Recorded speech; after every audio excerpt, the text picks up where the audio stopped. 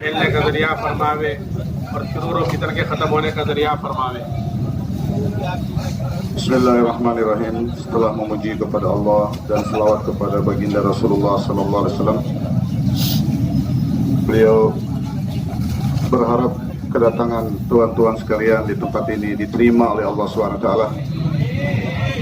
dan pertemuan kita pada hari ini, pada kali ini, setiap orang kedatangan mereka, pengorbanan mereka, semoga Allah Subhanahu wa Ta'ala jadikan asbab tersebarnya hidayah ke seluruh alam dan jadi asbab hancurnya dan hilangnya kebatilan dan keburukan di seluruh alam. دوست بزرگوں، ہر انسان کے ساتھ اللہ نے دو نسبتیں لگا رکھی ہیں، اور نسبت جتنی اونچی ہوتی ہے، نسبت جتنی اعلیٰ ہوتی ہے، ذمہ داری بھی اتنی ہی بڑی ہوتی ہے. مثال کے طور پر ایک آدمی ایک بادشاہ کا لڑکا ہے تو اس کی نسبت بادشاہ کی طرف لگی ہوئی ہے، تو اس آدمی کے اوپر جو ذمہ داری آئے گی وہ پورے ملک کے اعتبار سے آئے گی، کیونکہ نسبت اس کے ساتھ بڑی لگی ہوئی ہے. اور ایک آدمی کسی درزی کا بیٹا ہے، کسی دھوبی کا بیٹا ہے یا کسی ڈاکٹر کا بیٹا ہے، تو اس کی جو نسبت لگی ہوئی ہے وہ اس کے ساتھ لگی ہوئی ہے، تو اس کے اوپر جو ذمہ داری آئے گی وہ اس کے اعتبار سے آئے gی. تو نسبت جتنی بڑی ہوتی ہے ذمہ داری بھی اتنی ہی بڑی ہوتی ہے. Hadirin yang mulia, setiap kita ada dua nisbah, yaitu nisbah yang kecil dan nisbah yang besar. Dan setiap nisbah itu, apapun yang kita dihubungkan dengannya atau dengan nisbah itu, maka sebanyak itu juga, sebesar itu juga tanggung jawab kita. Misalnya, satu orang dia adalah sebagai anak raja, nisbahnya adalah dengan seorang raja, dia sebagai anak raja, maka kerja dia, tanggung jawab dia sebagai anak raja tentu berhubungan dengan bapaknya sebagai seorang raja. Maka kerja dia dan tanggung jawab dia pun adalah besar sebagaimana seorang raja. Maka karena dia dihubungkan dengan raja, anak seorang raja, maka tanggung jawab dia juga besar dibandingkan dengan anak seorang dokter misalnya, atau anak seorang penatu atau laundry. Jadi nisbah kita itu, apapun yang kita dihubungkan dengannya yaitu nisbah, maka kerja dan tanggung jawab kita pun sebesar nisbah yang kita dihubungkan dengannya. تو ہمارے ہر ایک کے ساتھ بھی دو بڑی نسبتیں لگی ہوئی ہیں. سب سے بڑی نسبت یہ ہے کہ ہر انسان سب سے پہلے اللہ کا بندہ ہے. عبداللہ اس کا نام، کہ ہر انسان سب سے پہلے اللہ کا بندہ ہے. تو اللہ کا بندہ ہونے کی ناطے اس کے اوپر جو ذمہ داری ہے وہ یہ ہے کہ اپنی ذات سے دیندار بن کر زندگی گزارے، کہ میری زندگی میں دین کیسے آوے، میں دین پر چلنے والا کیسے بنوں. یہ ہر ایک کی سب سے پہلی اپنی ذمہ داری ہے، بحیثیت اس کے کہ اس کے ساتھ نسبت لگی ہوئی ہے کہ یہ اللہ کا بندہ ہے. دوسری نسبت کہ ہر انسان جناب رسول اللہ صلی اللہ علیہ وسلم کا امتی ہے، تو اس کے ناطے دوسری جو ذمہ داری ہے وہ یہ ہے کہ جو چیز اپنے پاس ہے اس کو لے کر دوسروں پہ پھرے، اس کو دوسروں تک پہنچاوے. یہ بھی ہر ایک کی ذمہ داری ہے کہ بلغوا عنی ولو آیا. یہ ذمہ داری دے کر حجۃ الوداع میں گئے ہیں کہ دوسروں تک پہنچاؤ، چاہے ایک ہی آیت کیوں نہ ہو. اگر کوئی انسان ان دونوں ذمہ داریوں کو پورا کر رہا ہے تو دوستو بزرگوں، اللہ کیا اس کا مقام ہے، اللہ کیا اس کی حیثیت ہے. اور اگر کوئی ان دونوں ذمہ داریوں کو پورا نہیں کر رہا ہے تو اتنا ہی اللہ کیا بے حیثیت ہے، اتنا ہی اللہ کیا بے قیمت ہے.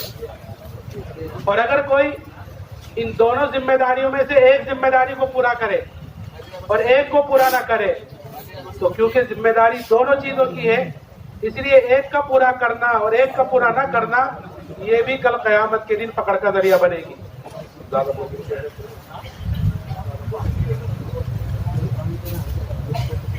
اگر کوئی انسان خالی اپنی ذات سے دیندار بنا کہ میری زندگی میں دین آوے، میں نمازی، میں روزے دار، میں حج کروں، کہ اپنی ذات کی فکر کی، دوسروں کی فکر نہیں کی، کہ یہ بھی پکڑ کا ذریعہ بنے گی۔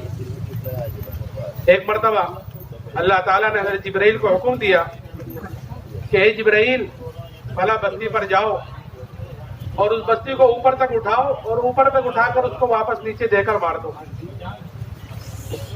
حضرت جبرائیل نے عرض کیا اے اللہ، اس میں دیکھ طرح فلاں بندہ ہے جو تیری عبادت کرتا ہے، تیرے حکموں کو پورا کرتا ہے، تیری فرما برداری میں لگا رہتا ہے۔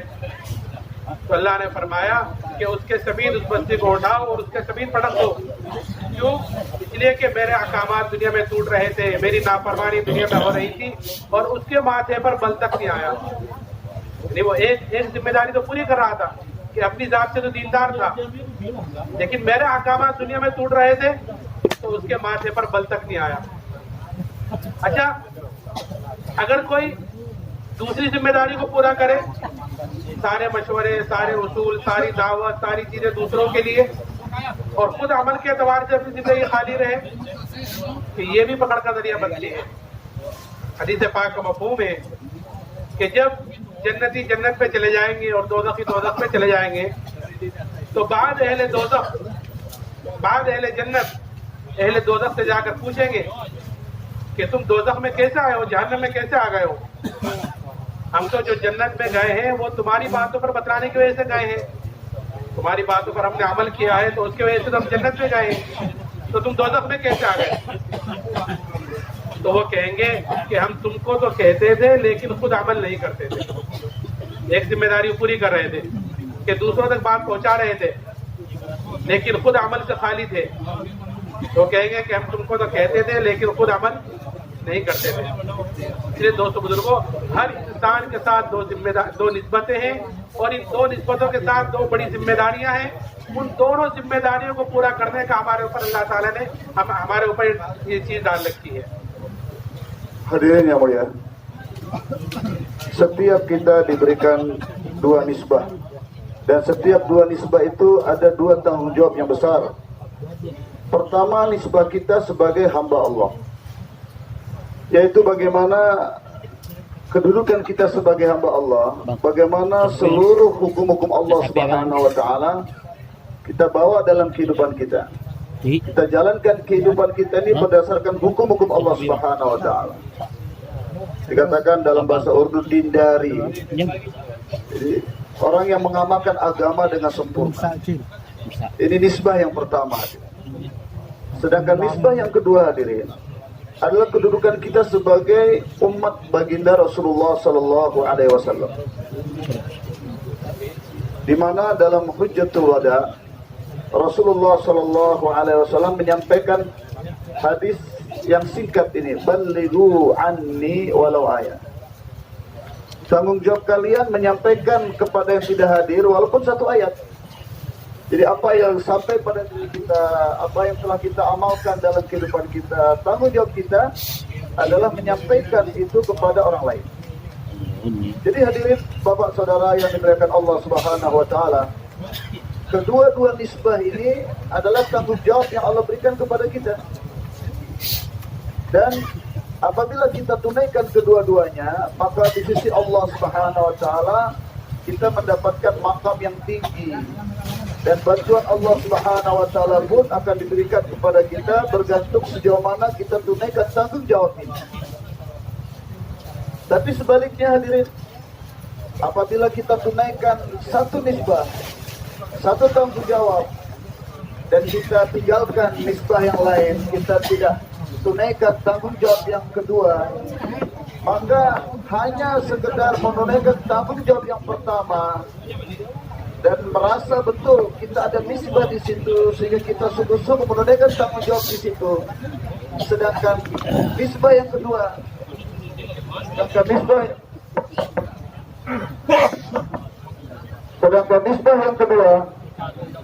kita masa bodoh, kita tidak peduli menunaikan tugas dan tanggung jawabnya, maka hadirin, hanya satu nisbah kita tunaikan tanggung jawab, meninggalkan nisbah yang lain, meninggalkan tugas dan tanggung jawab yang kedua, akan menyebabkan tangkapan Allah nanti di hari kiamat. Ya. Allah Subhanahu wa taala tidak akan membiarkan kita tidak ditunaikannya tanggung jawab pertama sebagai agama, sebagai ahli agama, sebagai hamba Allah Subhanahu wa taala, maka akan mendapatkan tangkapan azab dari Allah Subhanahu wa taala nanti di hari kiamat. Ya. Tetapi hadirin yang dimuliakan Allah Subhanahu wa taala, begitu juga sebaliknya. Apabila kita membiarkan tanggung jawab yang pertama, hadirin, tanggung jawab yang kedua kita biarkan, tanggung jawab yang pertama kita kerjakan, tanggung jawab yang kedua kita tinggalkan, hadirin, maka ini juga membuat menjadi sebab tangkapan Allah di hari kiamat nanti. Dalam satu hadis, hadirin, Rasulullah SAW memberitahukan kepada kita, di mana Jibril alaihissalatu wassalam diperintahkan oleh Allah Subhanahu wa taala untuk mengangkat satu kampung yang penuh dengan maksiat tadi. Kemudian diangkat ke atas langit, setelah itu diturunkan kembali, dilempar ke bawah sebagai hukuman dari Allah Subhanahu wa taala.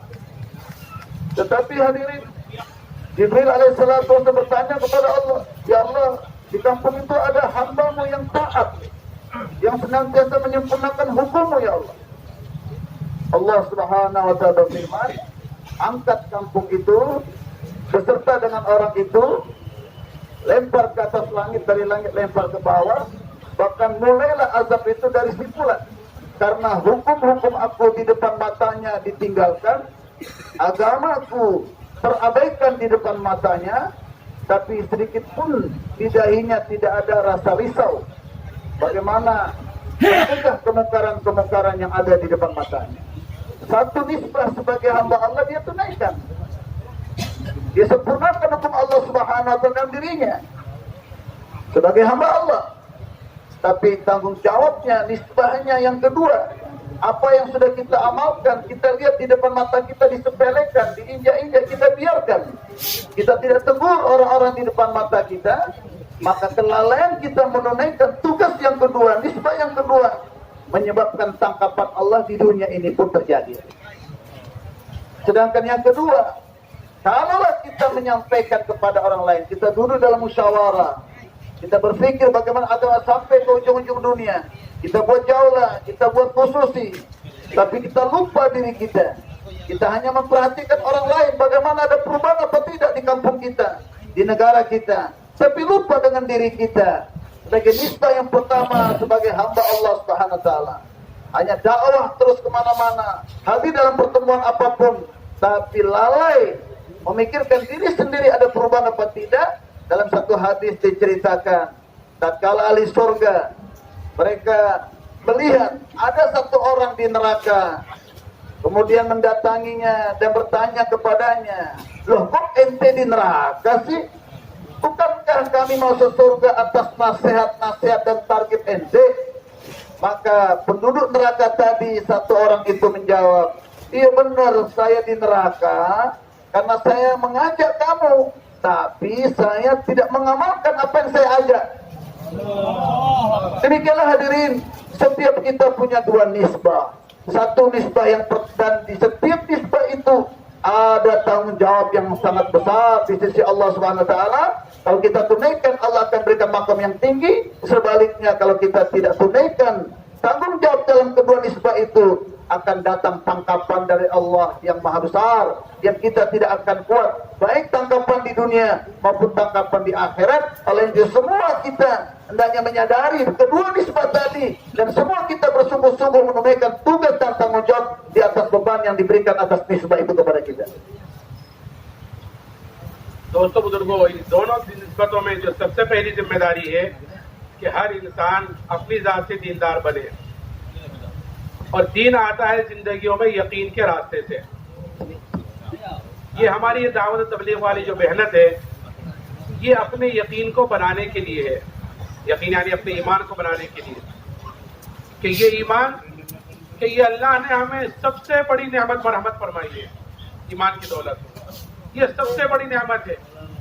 इसलिए कि इनामात तो अल्लाह ताला के बेशुमार है, कि कुरान में कहता है, वही ताउद्दू नेमत अल्लाह ला तुहसूहा, कि अल्लाह ताला के इनामात तो इतने हैं کہ اگر تم ان کو گننا چاہو، شمار کرنا چاہو، تو تم اللہ کی نعمتوں کو گن نہیں سکتے، شمار نہیں کر سکتے. اتنے انعامات اللہ تعالیٰ کے ہمارے اوپر، قدم قدم پر، سانس سانس پر اللہ تعالیٰ کی نعمتیں بارش کی طرح ہمارے اوپر اتر رہی ہیں. اور ایسی ایسی نعمتیں ہیں کہ اللہ کی ایک نعمت بڑی نعمت ہوتی ہے، لیکن ہمارا دھیان ادھر نہیں جاتا کہ یہ بھی اللہ کی نعمتوں میں سے کوئی نعمت ہو سکتی ہے. اس لیے کہ نعمت کی قدر آدمی کو اس وقت ہوتی ہے جب وہ چیز ہاتھ سے چلی جاتی ہے. جب تک کوئی چیز آدمی کے ہاتھ میں ہوتی ہے اس کی قدر و قیمت کا اندازہ نہیں ہوتا. کہ جب وہ چیز ہاتھ سے نکل جاتی ہے تو پتہ چلتا ہے کہ میں نے کیا کھویا ہے، میں نے کتنی بڑی دولت کھوئی ہے، میں نے کتنی بڑی نعمت کھوئی ہے. اسی لیے حضور اعظم صلی اللہ علیہ وسلم نے یہ فرمایا کہ 5 نعمتوں کی، 5 چیزوں کی قدر کرو. 5 چیزوں سے پہلے یہ قدر کی چیزیں ہیں، اور ان 5 چیزوں میں زندگی کا پورا مجموعہ آ گیا. اگر آپ پہ غور کرے تو ساری چیز ان 5 چیزوں میں آ گئی ہے. آپ نے فرمایا کہ 5 چیزوں کی قدر کر لو، یعنی 5 نعمتوں کی قدر کرو، اس لیے کہ وہ چلی گئی پھر آپ وہ واپس نہیں آتی. اس میں کہ ایک زندگی کی قدر کرو موت سے پہلے کہ وہ گئی، اب وہ کسی قیمت پر واپس نہیں آنی. دیکھیے کہ جوانی کی قدر کرو بڑھاپے سے پہلے. جوانی کیوں؟ اس لیے کہ جوانی کی عبادت یہ اللہ کیا مقبول ہے کہ وہ 7 آدمی جو کل عرش کے سائے کے نیچے ہوں گے ان میں ایک وہ جوان بھی ہوگا جو جوانی میں اللہ کی عبادت کرتا ہوگا. اللہ کی جوانی کی عبادت اللہ کیا مقبول ہے، اس لیے کہ اس میں اعضاء بھی قوی ہوتے ہیں، آدمی کے اندر خواہشوں کا بھی زور ہوتا ہے. وہ آدمی اپنی خواہشوں کو قربان کر ایسی جوانی اللہ کی عبادت سے لگاتا ہے تو پھر وہ جوانی کی عبادت اللہ کا مقبول ہے. تو جوانی کی قدر کرو بڑھاپے سے پہلے، اور مالداری کی قدر کرو. اللہ نے مال دیا ہے کہ صدقہ خیرات یتیموں پر، مسکینوں پر، بیواؤں پر، مدرسوں پر اور اہل ضرورت مندوں پر. آج کل اسراف ہو رہا ہے مسلمانوں کے اندر بھی کہ ایسی جگہ خرچ کرتے ہیں جہاں پر ضرورت نہ ہو، اور اپنے چوچلے اپنی خواہشیں پوری کرتے ہیں جس کا کوئی دنیا میں کا فائدہ نہ آخرت کا فائدہ. تو مالداری کی قدر کریں تندرستی سے پہلے، اور خالی اوقات کی قدر کرو مشغولی سے پہلے. خالی اوقات کی قدر کیا ہے؟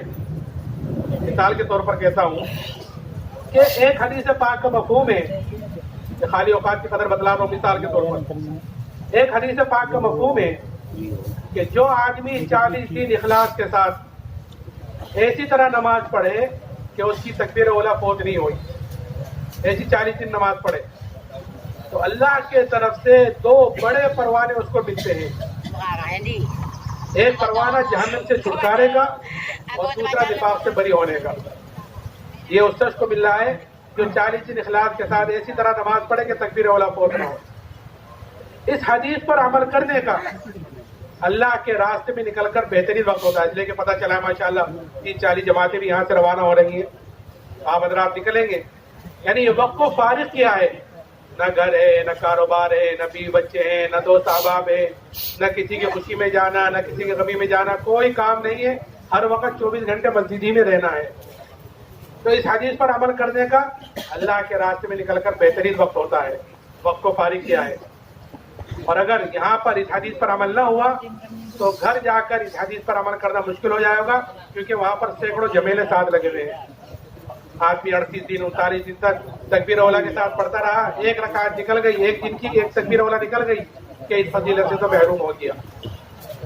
اس لیے اس حدیث پر عمل کرنے کا اللہ کے راستے میں نکل کر بہترین وقت ہے. وقت کو فارغ کیا ہے، میں نے مثال کے طور پر بتلایا.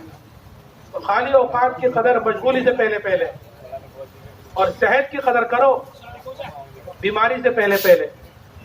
کہ یہ 5 چیزیں بتلائی ہیں. ان 5 چیزوں کے اندر کہ زندگی کا پورا مجموعہ آ گیا. اللہ تعالیٰ ہمیں ان کی قدر کرنے کی توفیق نصیب فرما دے. Hadirin yang dimuliakan Allah Subhanahu wa taala.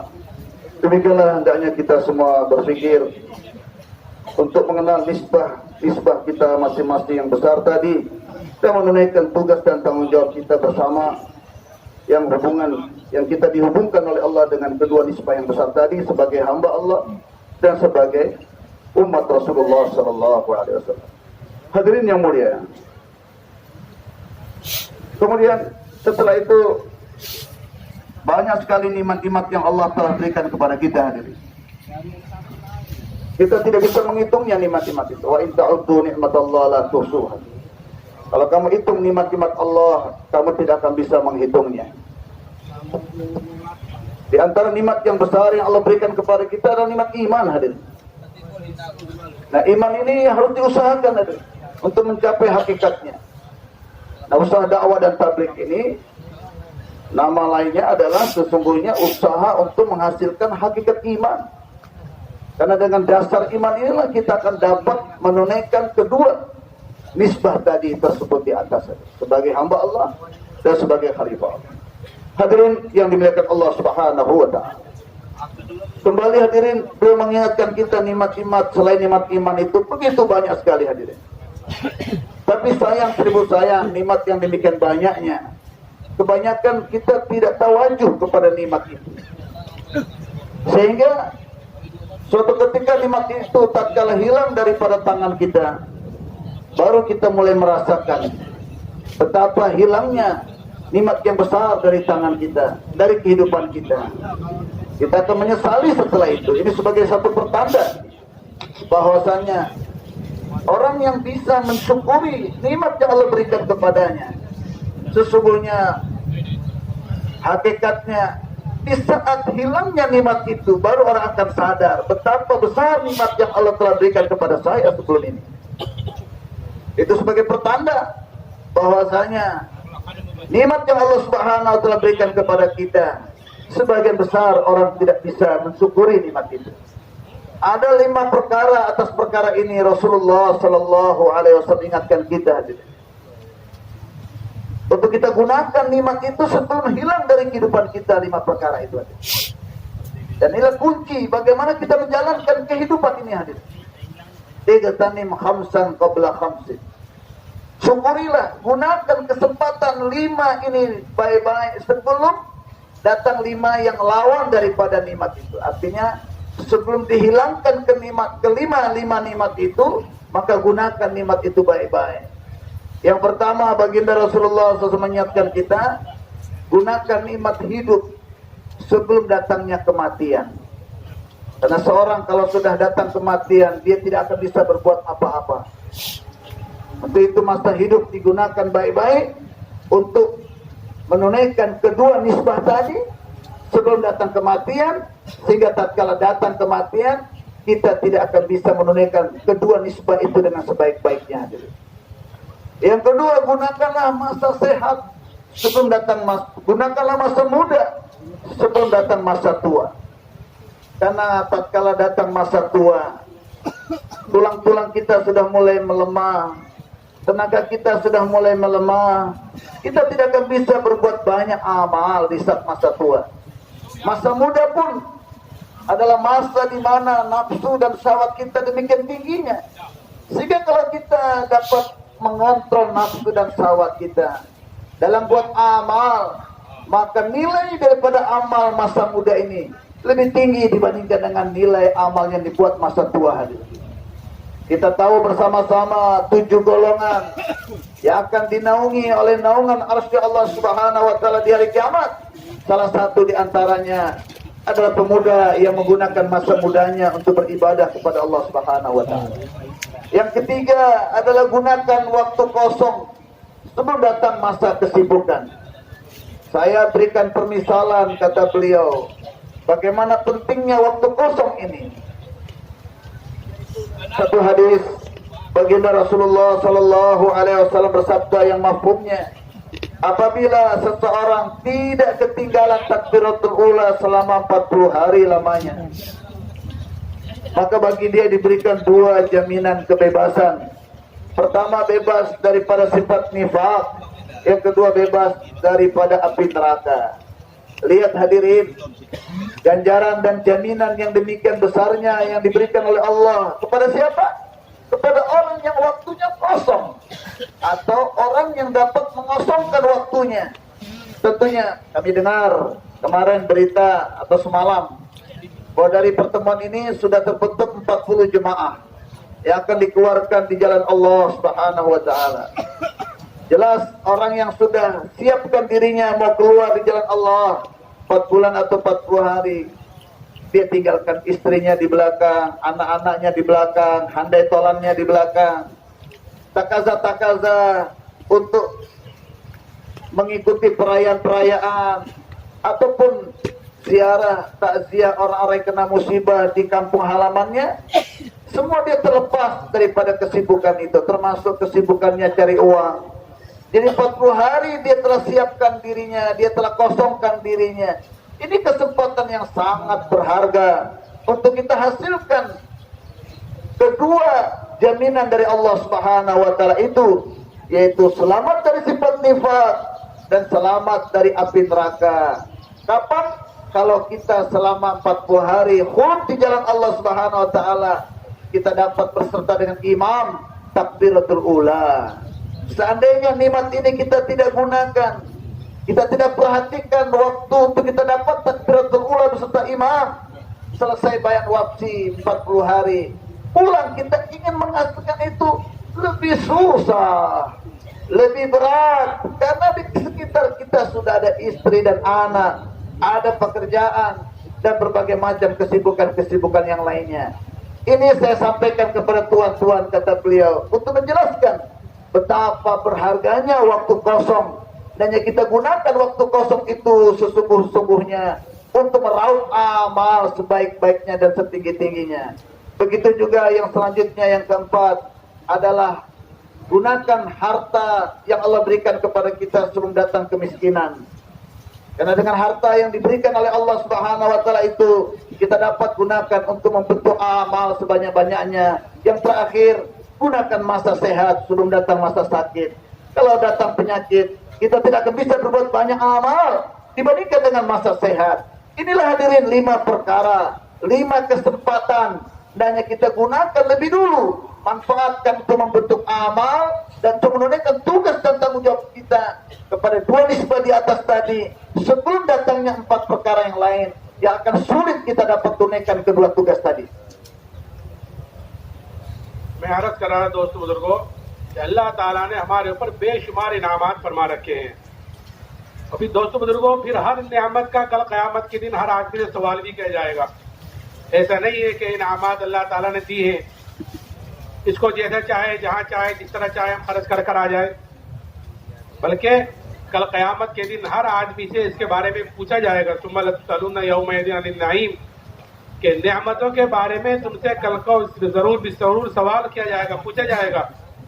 इन्ना समा वल बसर वल फुआद कुल्लु उलाइका कान अन्हु मसूला, कि किन नेमतों के बारे में पूछा जाएगा। कि यहाँ तक आया है कि अगर ठंडा पानी हमें मुयस्सर हुआ है तो ठंडा पानी भी अल्लाह की नेमतों में से एक नेमत है कि इसके बारे में पूछा जाएगा। दरख्त से साया हासिल किया है धूप से बचने के लिए, गर्मी से बचने के लिए, कि ये भी अल्लाह की नेमतों में से एक नेमत है कि इसके बारे में पूछा जाएगा। हर चीज के बारे में, इसीलिए हदीस में आता है कि आदमी का कदम अपनी जगह से नहीं हट सकता जब तक उससे 4 सवाल न कर ली जाए। कि पहला सवाल कि जिंदगी कहाँ गुजार कर आए, मजमूई तौर पर जिंदगी के कैसी कहाँ गुजार कर आए हो, कैसी गुजार कर आए हो। फिर जिंदगी के अंदर जुजियात है कि उसमें एक जवानी है कि वो जवानी कहाँ गुजार कर आए हो, कितनी अल्लाह की इबादत में, कितनी उसके दीन पर फैलाने में और कितनी अपनी ख्वाहिशों को पूरा करने में, कि जवानी कहाँ गुजार कर आए हो। और माल कहाँ से कमाया, हलाल कमाया कि हराम कमाया, जायज़ कमाया कि नाजायज़ कमाया। हलाल तरीके से कमाया, मेरा हो गया, मैं चाहूँ जैसा चाहूँ जिस तरह चाहूँ खर्च करूँ, कि नहीं, फिर इसको खर्च कैसे किया। तो माल कहाँ से कमाया, फिर कहाँ खर्च किया, और जो जानते थे उस पर कितना अमल किया। ये 4 सवाल हर एक से पूछे जाएंगे, और ऐसी जगह पूछे जाएंगे वहां ना तो कोई वकील काम आ सकता है, ना कोई झूठ काम आ सकता है। हर आदमी के सामने उसका रजिस्टर कर दिया जाएगा। इक़रा किताबक कफ़ा बिनफ़्सिका अल-यौमा अलैका हसीबा, ये रजिस्टर सामने कर दिया जाएगा कि अपना रजिस्टर पढ़ लो, अपना मुहासबा खुद करो। बल्कि कुरान तो यहाँ तक कहता है अल-यौमा नख़्तिमु अला अफ़वाहिहिम व तुकल्लिमुना अयदीहिम व तशहदु अर्जुलुहुम बिमा कानू यक्सिबून, कि आज के दिन हम उनके मुंह पर मोहरें लगा देंगे और उनके हाथ पैर गवाही देंगे कि मुझसे क्या क्या काम करवाए। इसलिए दोस्तों बुजुर्गों, ये इनामात अल्लाह ताला के हैं। अल्लाह ताला हमें इन नेमतों की कदर करने की तौफीक नसीब फरमावे और इनको सही इस्तेमाल की तौफीक नसीब फरमावे। Hadirin yang mulia, nikmat-nikmat yang banyak sekali bagaikan cucuran hujan kepada kita. Nikmat-nikmat yang sebanyak itu hadirin, jangan kita anggap kita bebas menggunakan nikmat itu setelah diberikan oleh Allah nikmat itu kepada kita. Tidak hadirin. Nikmat-nikmat yang Allah Subhanahu wa taala kurniakan kepada kita, semua nikmat itu akan ditanya oleh Allah Subhanahu wa taala. Bagaimana kita menggunakan nikmat-nikmat itu hadirin? Tsumma latus'alunna yawma idzin 'anil na'im. Kemudian semua nikmat-nikmat yang diberikan kepada kalian akan ditanya. Inna sam'a wal basara wal fuada kullu ulaika kana anhu mas'ula. Termasuk nikmat yang ada pada tubuh kita. Pendengaran kita untuk apa digunakan? Adakah digunakan mendengarkan yang tidak disukai oleh Allah juga apa tidak? Penglihatan, untuk apa digunakan penglihatan itu? Adakah penglihatan digunakan juga untuk perkara-perkara yang tidak disukai oleh Allah apa tidak? Hati yang Allah berikan kepada kita, ini pun akan ditanya. Kamu isi dari hati kamu, dalam hati kamu itu kamu isi gambar apa? Di hati kamu itu kamu letakkan siapa? Kamu bersandar kepada siapa? Ya. Dan pertanyaan itu hadirin ditanya oleh Allah Subhanahu wa taala di satu tempat hadirin, di mana panasnya luar biasa, tidak ada naungan yang dapat menaungi kita pada saat pertanyaan itu. Dan tanpa penterjemah Allah langsung bertanya sama kita. Dan kaki kita nggak bisa berpindah dari tempat sebelum selesai menjawab pertanyaan itu hadirin. Ya, pertanyaan yang pertama adalah pertanyaan global. Kehidupan yang saya berikan kepada kamu 60-70 tahun, kemana kamu gunakan? Adakah kamu gunakan untuk menunaikan nisbah kamu sebagai hamba dan sebagai umat akhir zaman? Atau justru kamu lupakan nisbah itu dan kamu sibuk memenuhi nafsu dan syahwat kamu selama kamu hidup? Kemudian setelah itu pertanyaannya berkisar pada perkara-perkara yang mendetail sekali. Tidak ditinggalkan satu perkara pun. Pertanyaan yang kedua adalah harta kau dapat dari mana? Bagaimana cara kamu mendapatkan harta itu? Cara-cara yang aku tidak sukai apa tidak? Ya. Setelah harta itu ditanya, dari mana dapatnya, modalnya bagaimana, transaksinya bagaimana, niatnya bagaimana? Ditanya lagi, setelah dapat harta itu yang baik, tidak dilepas, tapi ditanya lagi, kemana kamu gunakan harta itu? Nah, ikut cara yang dicontohkan oleh Nabi aku utus atau ikut nafsu kamu sendiri? Berapa persen itu agamaku dan berapa persen itu nafsu dan syahwatku? Ya. Kemudian satu pertanyaan lagi adalah kemana kamu gunakan ilmu yang sudah kamu ketahui? Wujud tidak ilmu itu dalam amal kehidupan kamu sehari-hari? Hadirin yang dimuliakan Allah Subhanahu wa taala. Pada saat itu alamnya hadirin, alam hisab hadirin, Allah Subhanahu wa taala al-yauma nakhtimu ala afwahihim. Ini mulut dikunci oleh Allah hadirin. Enggak bisa berbicara, tidak bisa menjawab pertanyaan dari Allah Subhanahu wa taala. Wa tukallimuna aydihim, sebaliknya tangan-tangan kita ini jadi saksi hadirin. Kemana tangan yang digunakan memegang sesuatu yang tidak disukai oleh Allah Subhanahu wa taala. Wa arjuluhum, kaki-kaki kita juga jadi saksi hadirin. Bersaksi di hadapan Allah kalau kaki ini sempat dilangkahkan di tempat-tempat yang tidak disukai oleh Allah. Bima kanu yaksibun, atas semua apa yang telah dikerjakan di dunia. Tidak cukup sampai di situ hadirin, tapi semua perbuatan kita di dunia ini yang ditulis oleh malaikat dihadirkan di depan mata kita hadirin. Iqra kitabak kafa bi nafsika al-yawma 'alaika hasiba. Sekarang kalau tidak puas, baca sendiri catatan amalan kamu. Cukup kamu hitung ada merah-merahnya apa tidak. Hitung sendiri amalan kamu yang kamu lakukan di dunia. Waktu itu hadirin yang dimuliakan Allah Subhanahu wa taala, Dikatakan bahwa satu tetes air yang kita minum itu pun akan ditanya digunakan untuk apa kekuatan satu tetes air itu.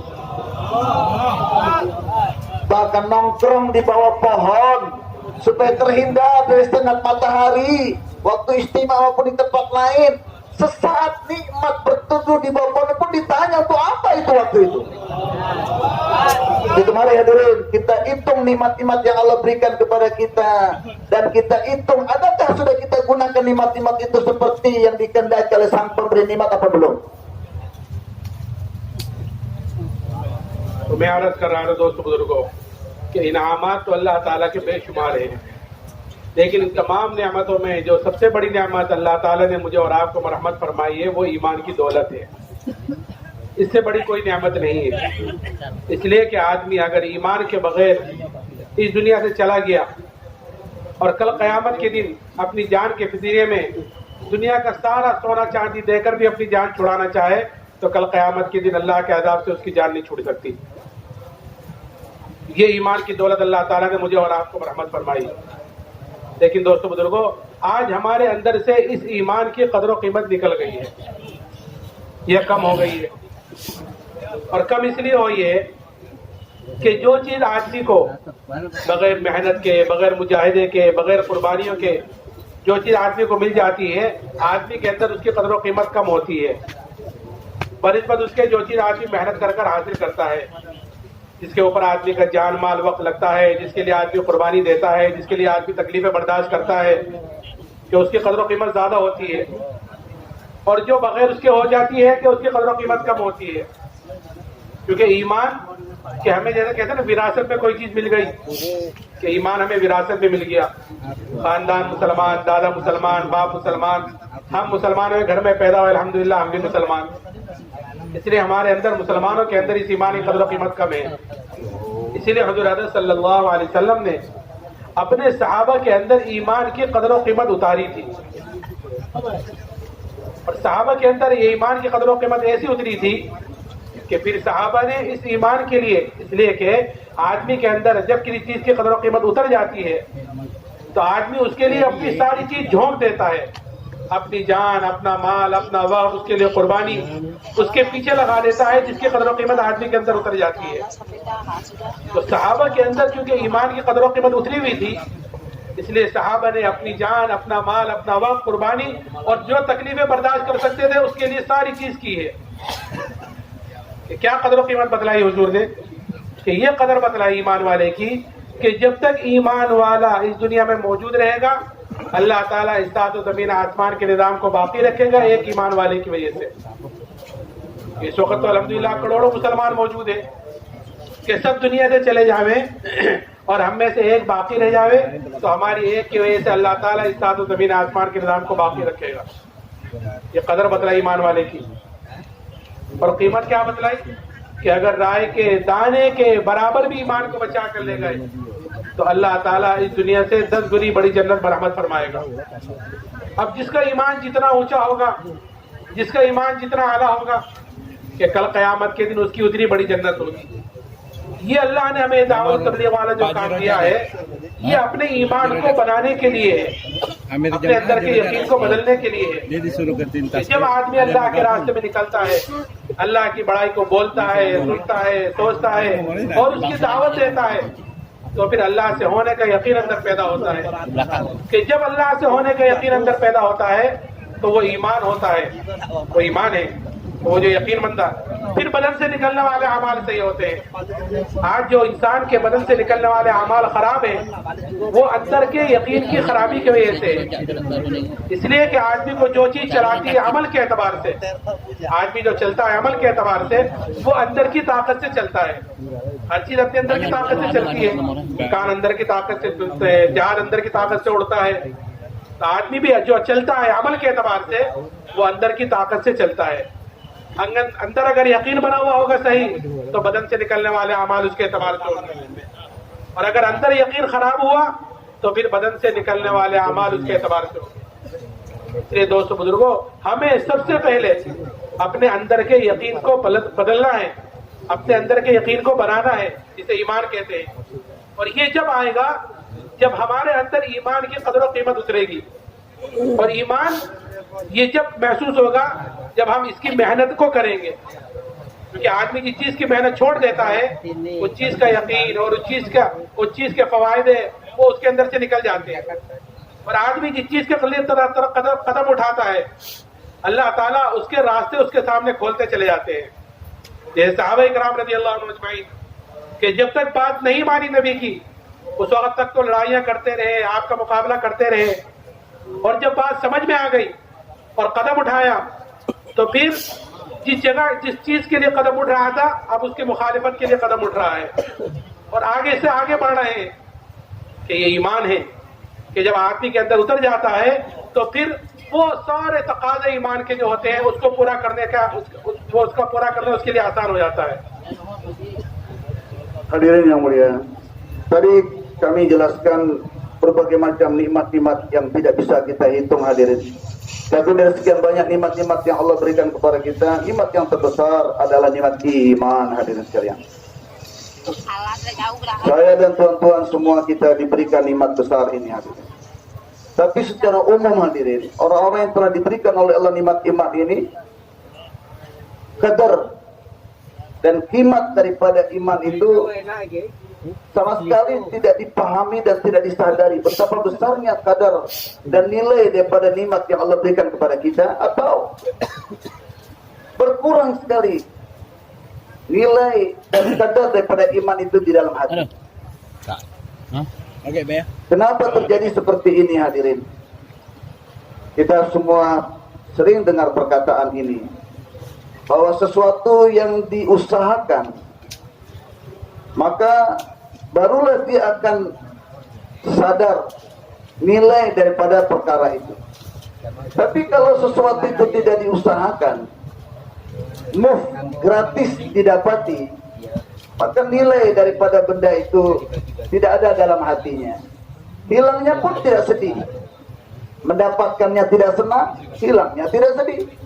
Nah, kita ini secara umum seperti itu. Iman diperoleh asbab warisan, tanpa jerih payah, tanpa mujahadah, tanpa banting tulang.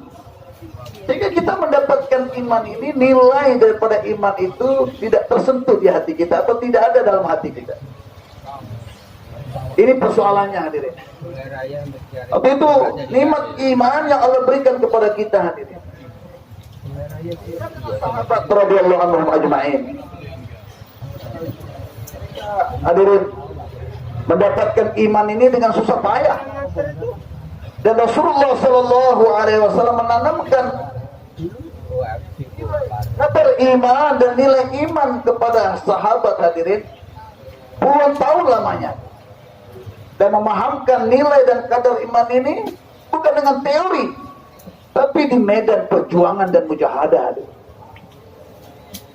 Seperti contoh misalnya kadar daripada iman ini hadirin, yang Rasulullah Shallallahu Alaihi Wasallam sampaikan kepada setiap sahabat. Selama di dunia ini masih ada orang beriman, apapun yang dia kerjakan, tidak ada amal lagi, tapi iman masih ada di dalam hati.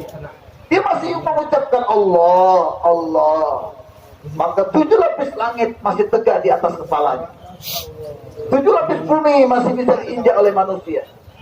Perputaran matahari dan semua sistem kehidupan ini tetap berada di tempatnya karena masih ada satu orang beriman. Yang lainnya udah mati, ahli sholat, ahli zikir, sudah tidak ada di dunia. Dan tidak ada lagi amalan di dunia ini kecuali satu orang beriman itu. Maka harga kadar orang yang beriman seperti ini dihargai oleh Allah Subhanahu wa taala. Harganya apa? Dunia dengan segala isinya ini belum lagi dihancurkan oleh Allah Subhanahu wa taala. Kepada iman ini di akhirat hadirin, Rasulullah SAW sampaikan juga kepada sahabat bahwa sekecil-kecil iman yang kamu jaga walaupun sebesar biji zarah dan kau bawa ke hadapan Allah Subhanahu wa taala, nilai daripada sebesar biji zarah iman itu Allah ganti dengan surga yang luasnya 10 kali lipat dunia ini.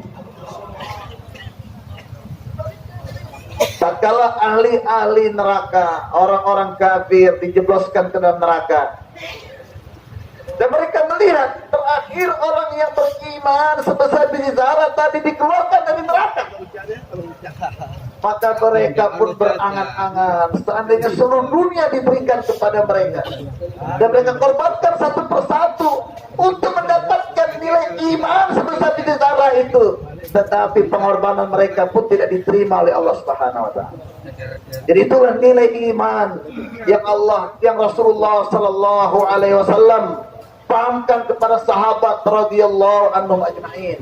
Tatkala qadar dan kimat atau nilai iman ini masuk ke dalam hati sahabat hadirin radhiyallahu anhum ajma'in, tenaga yang selama ini, kaki yang selama ini dilangkahkan, tangan tenaga yang selama ini disalurkan, diulurkan untuk melawan baginda Rasulullah sallallahu alaihi wasallam, untuk menumpahkan darah Rasulullah sallallahu alaihi wasallam, untuk menyebarkan kebatilan, untuk menghancurkan ahli tauhid, sekarang berbalik 180% hadirin.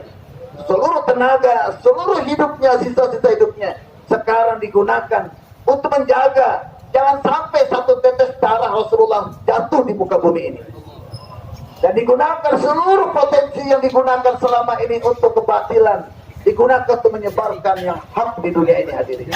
Hadirin, kapankah nilai iman, kadar iman masuk dalam lubuk hati sahabat yang paling dalam?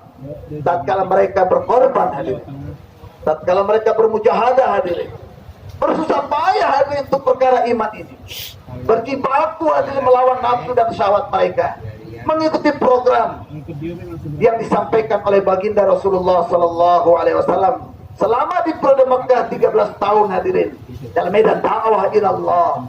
Untuk itulah hadirin kerja dakwah dan tabligh yang Allah karuniakan kepada kita hadirin.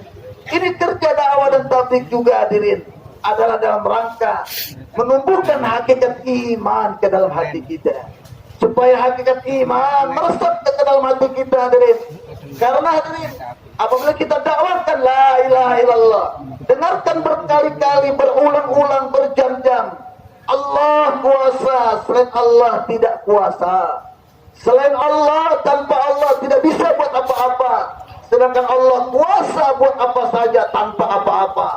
Tatkala ini yang kita dengarkan, jangan dengarkan yang lain, dan mendengarkan itu dengan mujahadah. Capek-capekkan telinga kita untuk mendengarkan perkara ini. Kemudian apa yang sudah kita dengar, kita dakwakan kepada setiap orang. Jumpa orang katakan saudara, selain Allah, tanpa Allah tidak bisa buat apa-apa. Allah yang kuasa, selain Allah sok-sok kuasa. Ini yang kita dengar, ini yang kita dakwakan hadirin. Nangis-nangis tengah malam dan pandang segala sesuatu dengan pandang iman. Akhirnya Allah masukkan hakikat iman setelah proses mujahadah tadi hadirin ke dalam hati kita, maka akan keluar dari anggota tubuh kita amal-amal yang soleh hadirin. Hari ini kenapa keluar dari anggota tubuh manusia amal-amal yang salah? Karena ada yang koslet ruhnya hadirin. Ya, tatkala ruhnya rusak hadirin, maka penggunaan anggota tubuh pun jadi salah.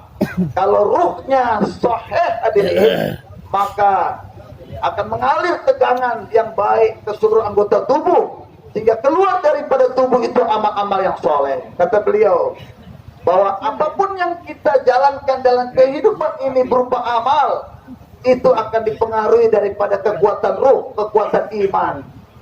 Jadi manakala iman kita baik, maka pasti akan tertata kehidupan berdasarkan amal. Kita ingin buat amal yang baik, tatkala iman kita rusak, tidak akan mungkin terjadi amal-amal yang keluar dari anggota tubuh kita baik. Tatkala ruh kita belum baik, iman dengan hakikatnya belum masuk ke dalam hati. सहाबा कराम रज़ियल्लाहु अन्हुम अजमाइन के अंदर उनके ईमान की हकीकत उतर चुकी थी, इसलिए इस ईमान के लिए हर तकलीफ को, हर मुसीबत को वो बर्दाश्त करते थे। सहाबा के किस्से हमारे सामने आते रहते हैं, तालीम के जरिए से हम सुनते रहते हैं।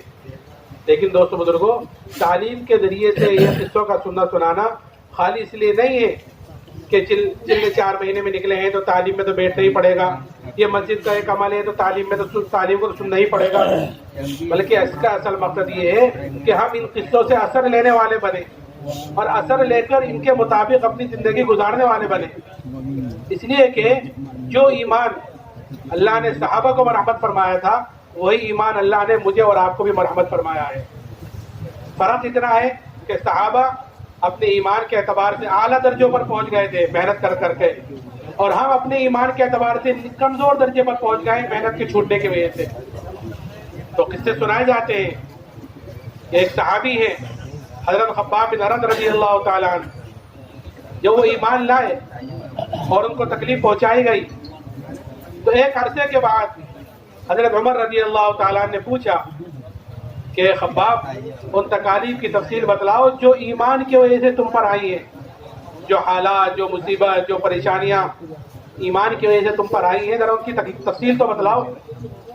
تو حضرت خباب نے فرمایا امیر المومنین آپ ذرا میری کمر دیکھیں. جب کمر دیکھی تو حضرت عمر نے فرمایا کہ خباب ایسی کمر تو کسی کی نہیں دیکھی جیسی تمہاری ہے. تو حضرت خباب نے فرمایا ہاں امیر المومنین مجھے تو آگ کے انگاروں پر لٹا کر گھسیٹا جاتا تھا اور میری چربی سے، میرے خون سے وہ آگ بجھتی تھی. کہے کی وجہ سے کہ ایمان کی وجہ سے. کہ ایک عورت کے غلام تھے، جب اس کو یہ پتا چلا کہ یہ حضور اقدس صلی اللہ علیہ وسلم سے ملتے ہیں تو سریے کو گرم کر کر اس سے ان کے بدن کو داغ دیتی تھی سزا کے طور پر کہ یہ تو ایمان سے پھر جائے نہیں تو اس تکلیف کو برداشت کرے. تو تکلیف کا برداشت کرنا آسان ہوا لیکن ایمان اب سے اپنی جگہ سے نہیں ہٹے. اور پھر اتنا ہی نہیں، جب فتوحات کا دروازہ کھلا اللہ کی طرف سے، اس لیے کہ مومن کی علامت بتلائی گئی ہے، ایمان والے کی علامت بتلائی گئی ہے کہ ایمان والا جو عمل کرتا ہے، نماز پڑھی ہے، روزہ رکھا ہے، حج کیا ہے. آپ حضرات ہم سب اللہ کے راستے میں نکلے ہیں، اللہ کے راستے میں نکل کر لوگوں کی کڑوی کسیلی بھی برداشت کی ہے، سنی ہے، اور تھوڑی قربانی بھی دی ہے، سردی گرمی کی، بھوک پیاس کی قربانی دیتا ہے آدمی. کہ مومن جو عمل کرتا ہے اس کا بدلہ وہ دنیا میں نہیں چاہتا بلکہ اس کا بدلہ وہ آخرت میں چاہتا ہے. اس لیے کہ اس کو پتا ہے یہاں جو ملے گا وہ وقتی ملے گا اور تھوڑا ملے گا، آخرت کے اعتبار سے تھوڑا اور وقتی کے موت تک. اور آخرت میں جو ملے گا وہ ہمیشہ کے لیے ملے گا اور دنیا سے بہت زیادہ ملے گا. تو مومن اپنے نیک عمل کا بدلہ دنیا میں نہیں چاہتا ہے. اور مومن جو کام کرتا ہے، جو بھی کام کرتا ہے نیک عمل، وہ اپنے اللہ کو راضی کرنے کے لیے کرتا ہے.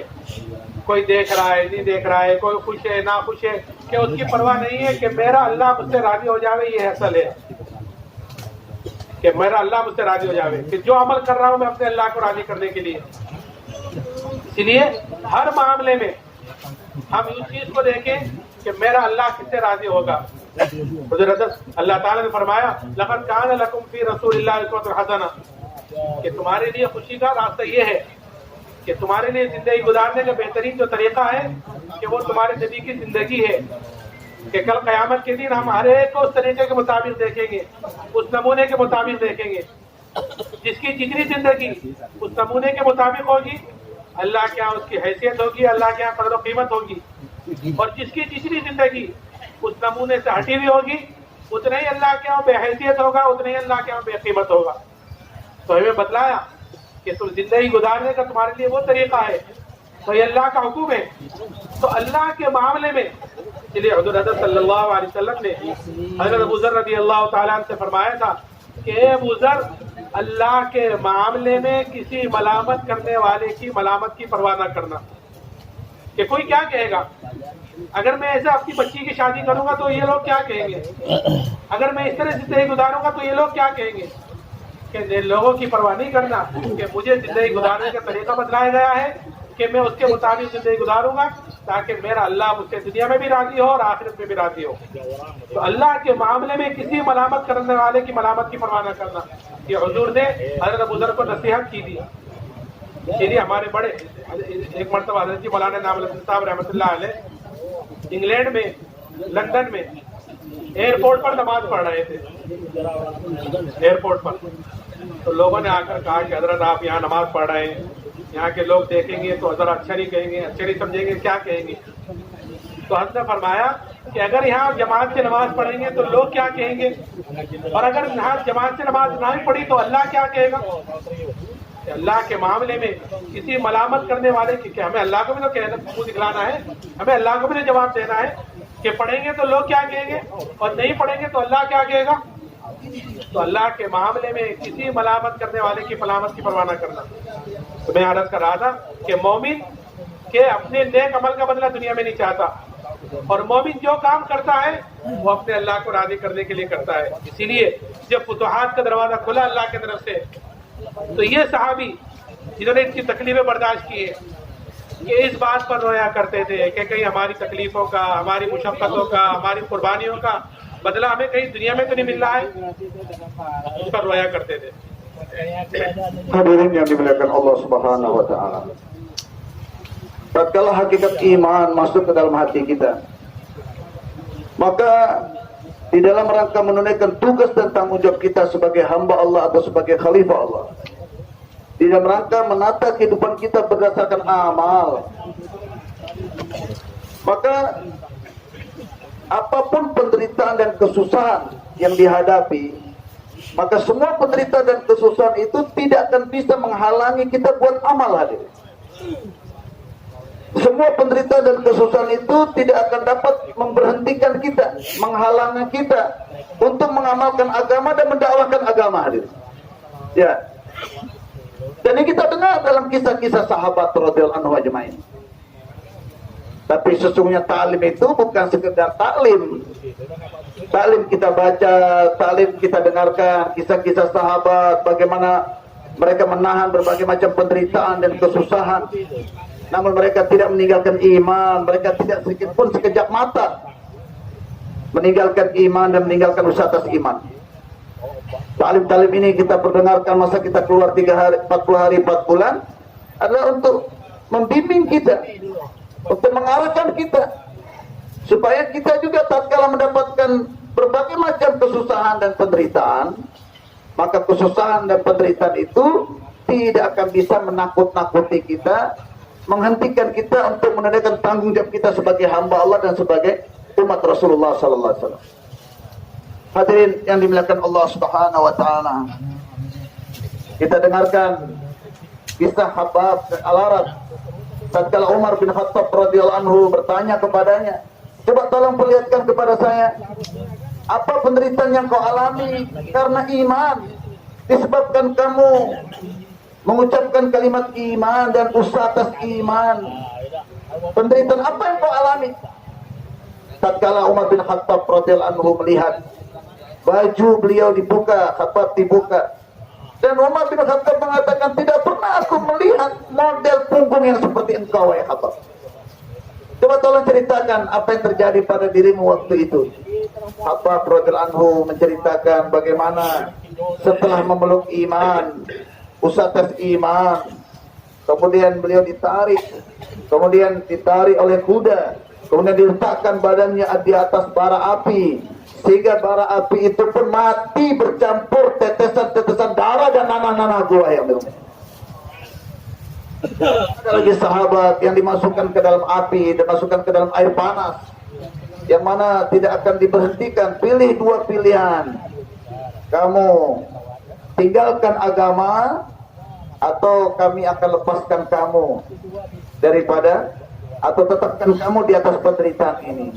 Demikianlah berbagai macam model penderitaan demi penderitaan yang dialami oleh para sahabat radhiyallahu anhum ajma'in dan usaha atas iman, sehingga iman dengan hakikatnya masuk ke dalam hati mereka.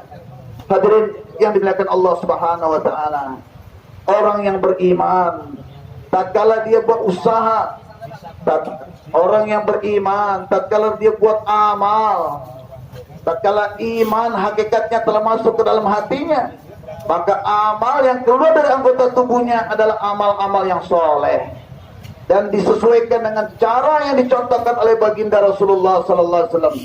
Laqad kana lakum fi Rasulillahi uswatun hasanah. Amal kehidupannya 24 jam, dari ujung rambut sampai ujung kukunya, dari tidur sampai tidur kembali, disesuaikan dengan kehidupan Rasulullah sallallahu alaihi wasallam. Siapakah yang bisa seperti itu? Hadirin, adalah orang-orang yang menjadikan akhirat tujuannya. Liman kana yarjullah wal yaumal akhir.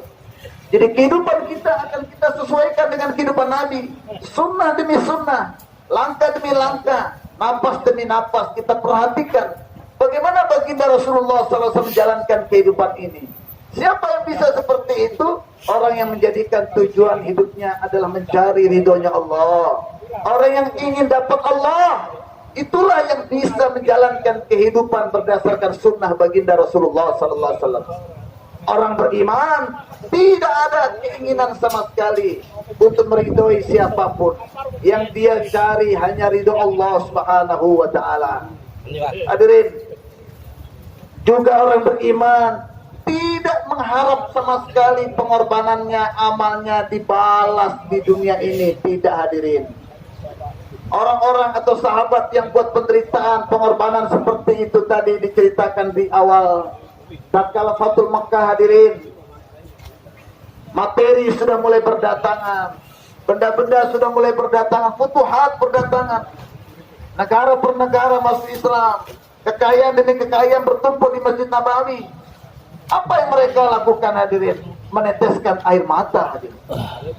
Sambil mereka berkata, jangan-jangan pengorbanan dan penderitaan kita di periode awal Mekah kemarin dibayar di dunia, di akhirat kita nggak dapat apa-apa.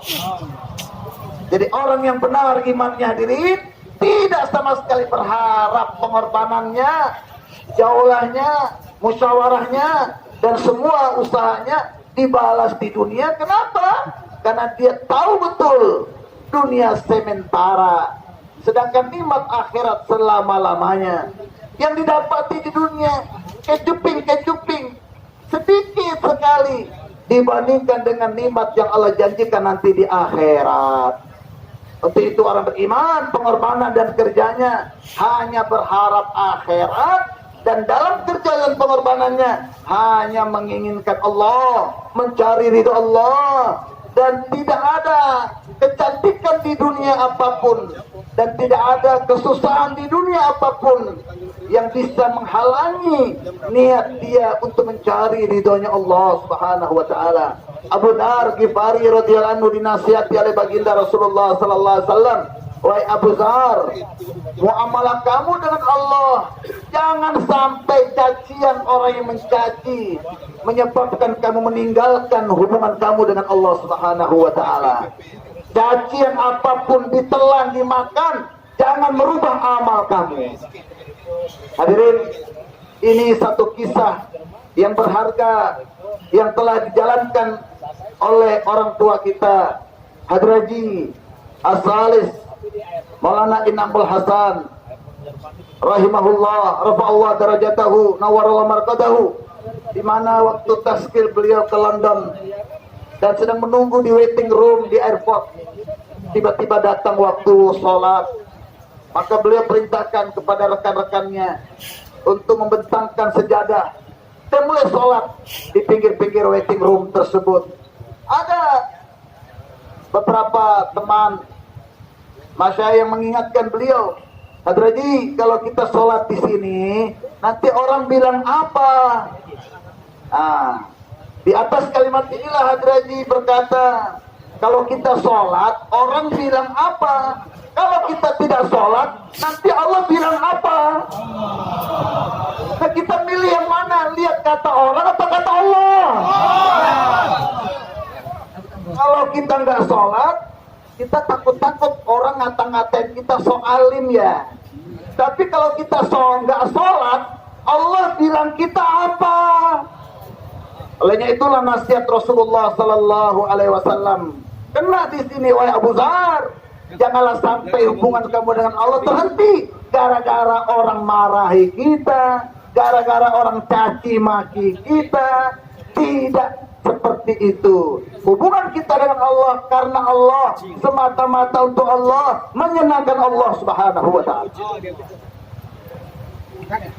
मैं अर्ज कर रहा था दोस्तों बुजुर्गों कि सहाबा कराम रज़ियल्लाहु अन्हुम अजमाइन ने अपने ईमान की खातिर क्या क्या बर्दाश्त किया है कि हर तकलीफ को, हर मुसीबत को اور جو چیز ایمان کے مقابلے پر آئی ہے کہ اس کو بھی قربان کیا ہے. آدمی برداشت کرنا، تکلیفیں برداشت کرنا، اور کوئی چیز آتی ہے مقابلے پر تو اس کو قربان کرنا. ایک صحابی حضرت عبداللہ ابن حذافہ رضی اللہ تعالیٰ عنہ، ان کو روم کی فوج نے قید کیا اور قید کر کر ان کو بادشاہ کے سامنے لے کر آئے. بادشاہ نے ان کے اوپر نصرانیت کو پیش کیا کہ تم نصرانی ہو جاؤ تو میں آدھی بادشاہ تم کو دینے کو تیار ہوں. اب ایک طرف ایمان ہے اور ایک طرف بادشاہت ہے.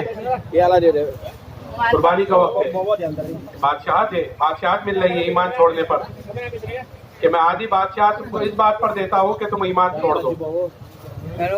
وہ صحابی انہوں نے سوچا ہوگا کہ یہ بادشاہ مجھے کامل ایمان چھوڑنے پر آدھی بادشاہت دینے کو تیار ہے، اور مجھ سے میرے نبی نے یہ کہا ہے کہ اگر رائے کے دانے کے برابر ایمان کو بچا کر لے گئے تو اللہ تعالیٰ اس دنیا سے 10 گنی بڑی جنت دے گا. کہ کہیں دور دور تک بھی مقابلہ نہیں ہے. تو اسی وقت جواب دیا آدھی بادشاہت نہیں، پوری بادشاہت ہے، اور پوری بھی نہیں، عرب کی جتنی بادشاہت ہے سب کی سب دے، تب بھی میں فلک جھپکنے کے برابر ایمان کو چھوڑنے کو تیار ہوں. یہ قربانی دی ہے کہ کہاں ایمان اور کہاں ہی دنیا. اس کی حیثیت تو حدیث میں آتا ہے کہ اگر اللہ کے نزدیک اس دنیا کی قیمت ایک مچھر کے پر کے برابر بھی ہوتی، مچھر کتنا بڑا ہر آدمی جانتا ہے، اس کا بھی پر اور اس کے بھی برابر، اگر مچھر کے پر کے برابر بھی ہوتی تو اللہ تعالیٰ اپنے نہ ماننے والے کو ایک گھونٹ بھی پانی مرحمت نہ فرماتا. لیکن یہ حقیقت ہمارے اندر اترے، اللہ کرے یہ حقیقت اترے گی تو اس پر عمل کرنا آسان ہوگا. ایمان کی حقیقت اترے گی تو ایمان کے تقاضوں پر چلنا آسان ہوگا. دنیا کی جو اصل چیز حقیقت ہے وہ اندر اترے گی تو اس سے گھن اور اس سے بچنا ہمارے لیے آسان ہوگا. دنیا کو بقدر ضرورت رکھنا آسان ہوگا، اور ایمان کہ جو اس کے اصل تقاضے ہیں اس کو پورا کرنا آسان ہوگا جب ان دونوں کی حقیقت ہمارے اندر اترے گی. صحابہ کے اندر یہ چیز اتری ہوئی تھی. تو اسی وقت جواب دیا کہ آدھی نہیں، ارے پوری بادشاہت دے، اور پوری بھی نہیں، عرب کی جتنی بادشاہت ہیں سب کی سب دے، تب بھی میں پلک جھپکنے کے برابر ایمان کو چھوڑنے کو تیار نہیں. پھر اتنا ہی نہیں کہ چھوڑ دیا ہوں کہ اچھا نہیں مانتے تو گھر چلے جاؤ، کہ نہیں دوسری چیز دھمکی تو کیا. اصل تو دوستوں بزرگوں حالات آتے ہیں اللہ کی طرف سے، اور یہ دیکھنے کے لیے آتے ہیں کہ یہ اپنے ایمان میں کتنا مضبوط ہے. اللہ تعالیٰ آزمائش میں ڈالتا ہے ایمان والوں کو. قرآن کہتا ہے الف لام میم احسب الناس ان یترکوا ان یقولوا آمنا وهم لا یفتنون، کہ کیا تم یہ گمان کرتے ہو کہ تم یہ کہہ دو کہ ہم تو ایمان والے ہیں، ہم تو مسلمان ہیں، تو تم آزمائش نہیں جاؤ گے؟ نہیں، آزمائش آتی ہے. ہاں آزمائش آتی ہے اس کے ایمان کے اعتبار سے. جو آزمائش ہے، جو امتحانات صحابہ کرام پر آئے تھے وہ آزمائش ہم پر نہیں آئیں گی کیونکہ ہم ایمان کے اعتبار سے کمزور ہیں. لیکن حالات آتے ہیں تو ایمان والا جو ہوتا ہے وہ حالات کا مقابلہ حالات سے نہیں کرتا، بلکہ ایمان والا حالات کا مقابلہ اعمال سے، توبہ استغفار سے کرتا ہے. اور جو غیر ہیں یا کمزور ایمان والے ہیں وہ حالات کا مقابلہ حالات سے کرتے ہیں. اور جب حالات کا مقابلہ حالات سے کرتے ہیں تو حالات بجائے ختم ہونے کے اور بڑھتے رہتے ہیں. اور ایمان والا کہ حالات کا مقابلہ اللہ کی طرف رجوع کرنے سے کرتا ہے، کہ حالات آئے ہیں اللہ کی طرف رجوع کرانے کے لیے. وَلَنُذِيقَنَّهُم مِّنَ الْعَذَابِ الْأَدْنَىٰ دُونَ الْعَذَابِ الْأَكْبَرِ لَعَلَّهُمْ يَرْجِعُونَ، کہ ہم چھوٹی چھوٹی مصیبتیں، چھوٹے چھوٹے حالات لاتے ہیں بڑے حالات سے پہلے. کیوں؟ تاکہ لعلہم یرجعون، ہمارے طرف لوٹو، ہمارے طرف لوٹنے والے بنو. تو ایمان والا حالات سے متاثر ہو کر پھر اللہ کی طرف لوٹتا ہے. ایک مرتبہ حضرت عمر رضی اللہ تعالیٰ عنہ کے زمانے میں قحط سالی ہوئی، قحط پڑا، اور ایسا قحط پڑا کہ جانور تک ہلاک ہونے شروع ہو گئے. حضرت عمر رضی اللہ تعالیٰ عنہ نے شام سے، مصر سے غلے منگائے، غلے آئے، آ کر ختم ہو گئے، لیکن قحط سالی ختم نہیں ہوئی. ایک صحابی نے بکری ذبح کی تو وہ قحط اتنا پڑا کہ اس بکری کے اندر سے نہ خون نکلا نہ گوشت نکلا، خالی ہڈی نکلی. وہ صحابی روتے ہوئے سو گئے. خواب میں زیارت کی جناب رسول اللہ صلی اللہ علیہ وسلم کی. آپ نے فرمایا کہ कि उमर को मेरा सलाम कहना और ये कहना कि तू तो बड़ा अक्लमंद था। ईमान की फिरासत तुझे अता फरमाई थी अल्लाह ने कि तू तो बड़ा अक्लमंद था, तुझे क्या हुआ। ये सहाबी उठे, उठकर हज़रत उमर की खिदमत में गए और जाकर अपने पूरे ख्वाब का तज़किरा किया। हज़रत उमर ने फौरन मशवरे वालों को जमा किया। ये चीज़ हमें मिली है उसूल कि आदमी का जो भी काम हो, दीन का हो या दुनिया का हो, अगर उसमें मशवरे से काम करता है तो वो नामुराद नहीं रहता, अल्लाह ताला कोई रहबरी करते हैं उसकी तरफ उसके लिए। तो फौरन मशवरे वालों को जमा किया और मशवरे में बात रखी कि एक सहाबी ने ऐसा ख्वाब देखा है। तो मशवरे में ये बात आई कि अमीरुल मोमिनीन, जहाँ से कहत साली आई है, बारिश रुकी है, हम उसी की तरफ रुजू क्यों नहीं करते। हम गल्ले मंगा रहे हैं शाम से, मिस्र से, इधर उधर से, और कहत साली तो अल्लाह की तरफ से हुई हुई है, हालात तो अल्लाह की तरफ से हैं, तो हम उसी की तरफ रुजू क्यों नहीं करते कि हाँ ये चूक हो रही है हमसे। फौरन मदीने से बाहर गए और अभी तौबा इस्तग़फ़ारी कर रहे थे कि उसी वक्त बारिश शुरू हो गई कि जब तक हालात का मुकाबला हालात से कर रहे थे तो हालात बजाय ख़त्म होने के और बढ़ रहे थे, और जब हालात का मुकाबला तौबा इस्तग़फ़ार से अल्लाह की तरफ रुजू करते से किया तो अल्लाह ताला ने हालात को पलट दिया। इसलिए कि हालात का ताल्लुक दुनिया की किसी चीज़ से नहीं है, किसी सबब से नहीं है, बल्कि हालात का ताल्लुक, इसलिए आप देखोगे इस वक्त दुनिया में जितने बुरे हालात चल रहे हैं, बावजूद इसके कि असबाब की भरमार है, असबाब हैं, हर तरीके का सबब मौजूद है, यानी आसानियां हैं, लेकिन हालात फिर भी बदतर से बदतर होते चले जा रहे हैं। इसलिए कि हालात का ताल्लुक दुनिया की किसी चीज से नहीं है, बल्कि हालात का ताल्लुक अल्लाह के फैसलों से है, और अल्लाह के फैसलों का ताल्लुक इंसान के अमाल से है कि जैसे इंसान के अमाल ऊपर जाएंगे वैसे हालात नीचे आएंगे, वैसे फैसले नीचे आएंगे। अगर हमारे अमाल ऊपर ऐसे जा रहे हैं जो अल्लाह को राजी करने वाले हैं, तो ऊपर से जो फैसले आएंगे अल्लाह के वो भी ऐसे आएंगे जो हमें खुश करेंगे। और अगर हमारे अमाल ऊपर ऐसे जा रहे हैं जो अल्लाह को नाखुश करने वाले हैं, उसको नाराज करने वाले हैं, तो ऊपर से जो फैसले आएंगे वो भी ऐसे आएंगे जो हमें नागवार गुजरेंगे, जैसे इस वक्त चल रहा है। तो इसलिए दोस्तों बुजुर्गों, इन हालात का वाहिद इलाज ये है कि हर मुसलमान अल्लाह की तरफ रुजू करने वाला बने, हर मुसलमान अपने लिए, और क्योंकि हर मुसलमान पूरी उम्मत के जिम्मेदार है तो पूरी उम्मत की तरफ से तौबा इस्तग़फ़ार करने वाला बने, अल्लाह की तरफ रुजू करें, अपने तरफ से भी तौबा इस्तग़फ़ार करें और पूरी उम्मत की तरफ से तौबा इस्तग़फ़ार करें कि अल्लाह जिस मकसद के लिए तूने हमें पैदा किया था, तूने हमें दुनिया में भेजा था, आज हमने और पूरी उम्मत ने उस मकसद को खो दिया है, उस मकसद को पीछे डाल दिया है। हम अपने तरफ से भी और पूरी उम्मत की तरफ से तुझसे तौबा इस्तग़फ़ार करते हैं। Hadirin yang dimuliakan Allah Subhanahu wa taala. Sebelumnya beliau juga katakan kepada kita, bahwa iman yang Allah berikan kepada sahabat itu juga iman yang diberikan oleh Allah kepada kita. Sama hadirin. Iman al-mawjud. Tapi sahabat radhiyallahu anhum, mereka telah gunakan harta dan diri yang Allah titipkan kepada mereka untuk usaha atas iman, supaya mengenal kadarnya iman, nilainya iman, sehingga hakikat iman itu telah masuk ke dalam hati mereka, sehingga mereka telah sampai kepada level keimanan yang tinggi sekali.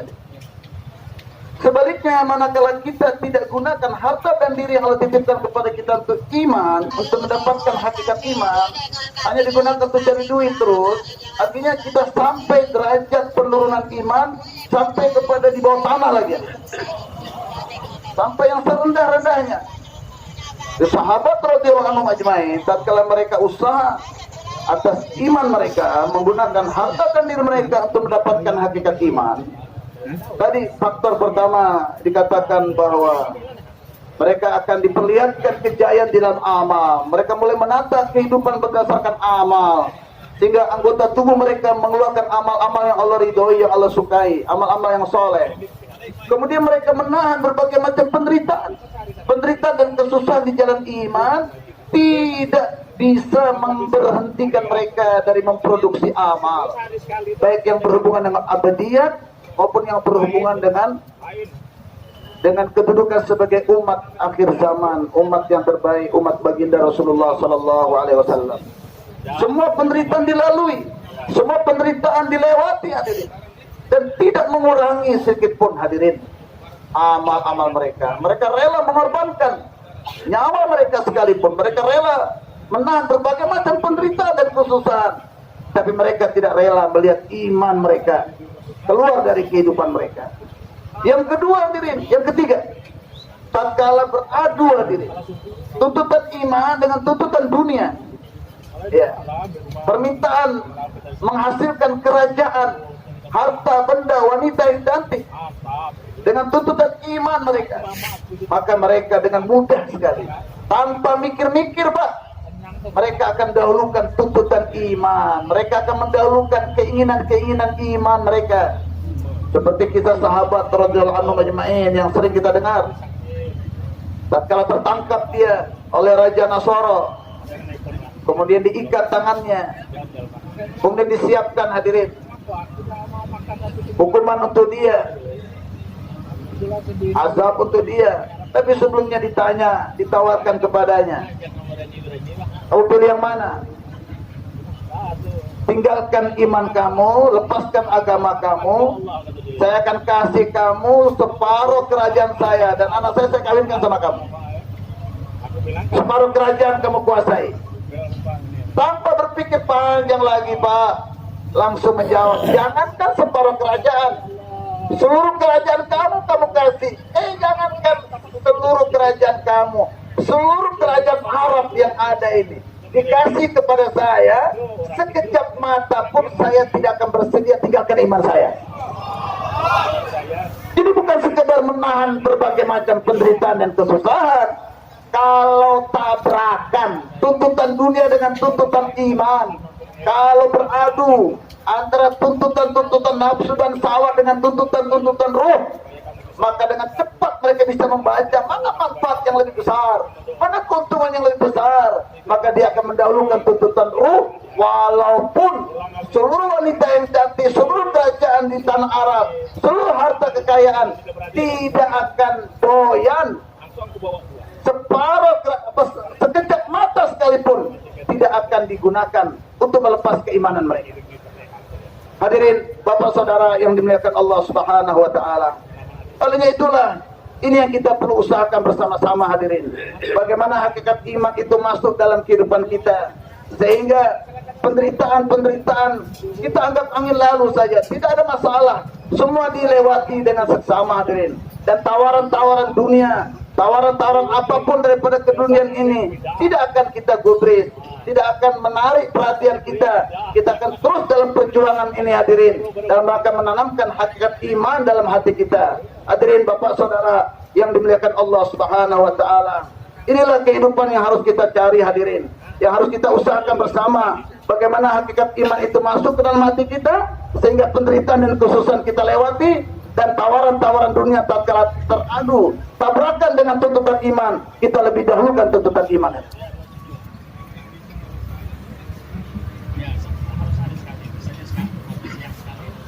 मैं अर्ज कर रहा था, मैंने किस्सा सुना रहा था अब्दुल्लाह इब्न हुज़ाफा रज़ियल्लाहु ताला अन्हु का, कि दूसरी चीज उनको धमकी दी।